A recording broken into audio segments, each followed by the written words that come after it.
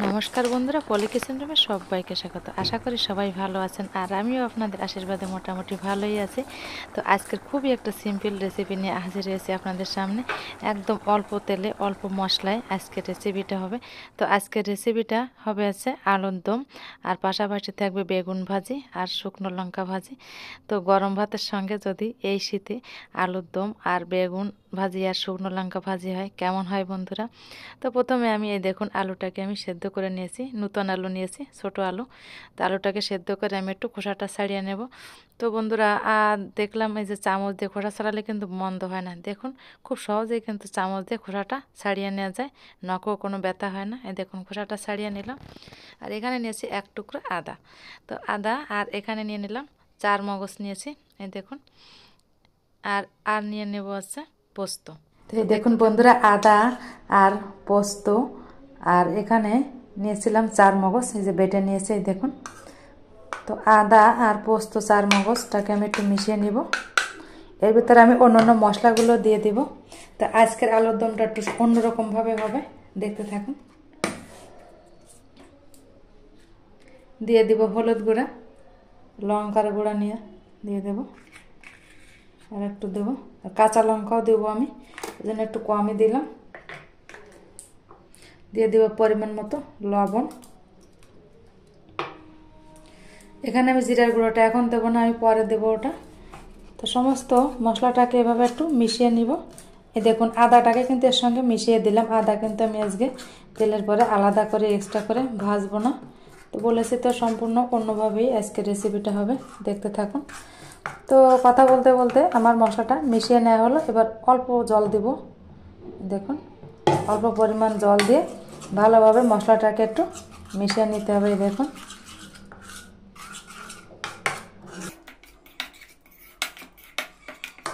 তো এই দেখুন মশলাটাকে আমার মিশিয়ে নেওয়া হয়েছে। তো কড়াইটাকে ভালোভাবে গরম করে নিয়েছি। এবার দিয়ে দেব সরিষার তেল। সরিষার তেলে আজকে রেসিপিটা হবে। তো বন্ধুরা, আজকের মেনু থাকবে বেগুন ভাজি আর নতুন আলুর দম। তো আমি এই তেলে আগে বেগুনটাকে ভেজে নিব, আর বেগুন ভাজার যে তেলটা থাকবে ওই তেলে আমি আলুর দমটা করে নিব, তাহলে আমার এক্সট্রা তেল লাগবে না বন্ধুরা। এই দেখুন বেগুনটাকে আমি হলুদ আর লবণ দিয়ে মাখিয়ে নিয়েছি। তো এবার দিয়ে দিব বেগুন।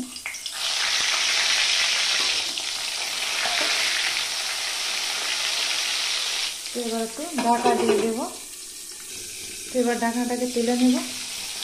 এবার বেগুনগুলো উল্টে দিতে হবে, দেখুন।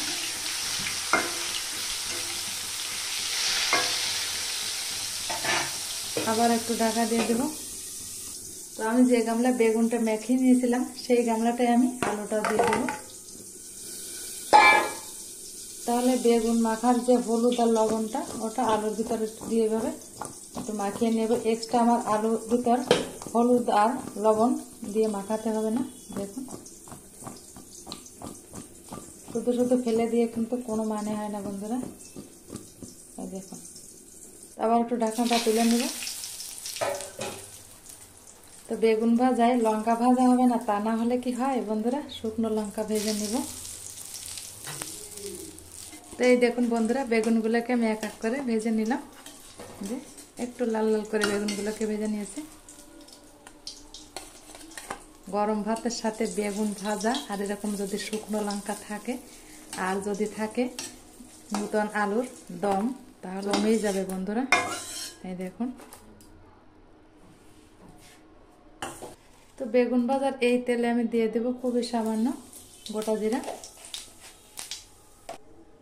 এবার দিয়ে দেব আলু।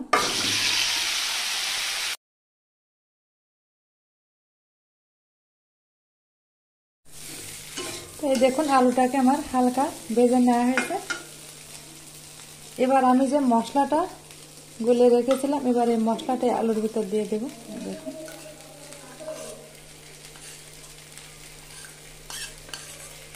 তো মশলাটা দিয়ে আলুর সঙ্গে এভাবে একটু মিশিয়ে দেব। আঁচটাকে এই সময় একটু বাড়িয়ে দিতে হবে। তো মশলার বাটিটা একটু ধুয়ে দিয়ে দেব।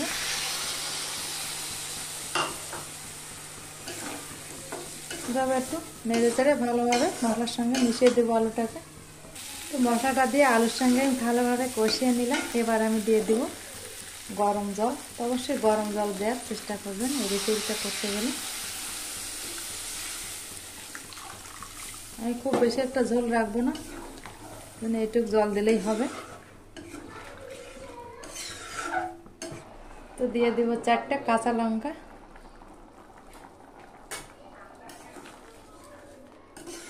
দেখুন বন্ধুরা কত সুন্দর একটা কালার আসছে।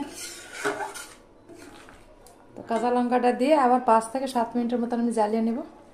দিয়ে দিব পরিমাণ মতো লবণ, 1 চামচ চিনি,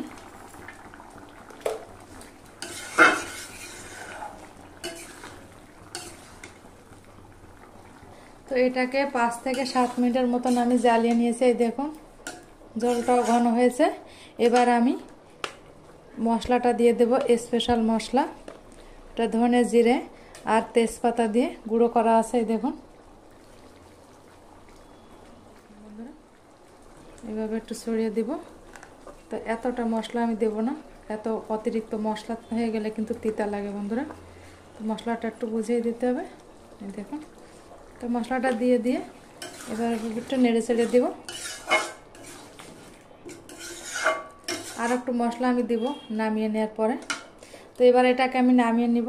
তো এই দেখুন বন্ধুরা এটাকে নামিয়ে নিলাম। আর এই যে স্পেশাল মশলাটা এভাবে একটু উপর থেকে দিয়ে দিব। দেখুন বন্ধুরা ধনে জিরে আর গোটা গরম মশলা তেজপাতা গুঁড়ো করে নেওয়া হয়েছিল।